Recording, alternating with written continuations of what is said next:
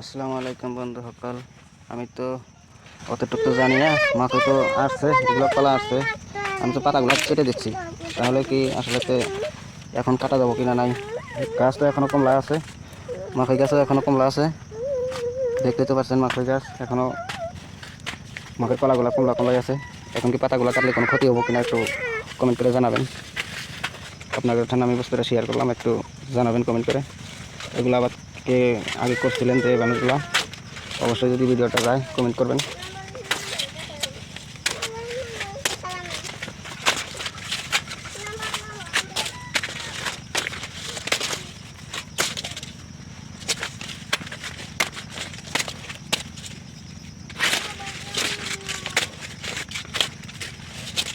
আসলে খানিক খানিক তার মানে পাতা রাখে কাটতেছি, তার মানে এইরকম করে কেটে দিচ্ছি। আসলে তো এরকম করে কাটলে কোনো ক্ষতি হবো কিনা একটু কমেন্ট করে জানাবেন আপনারা।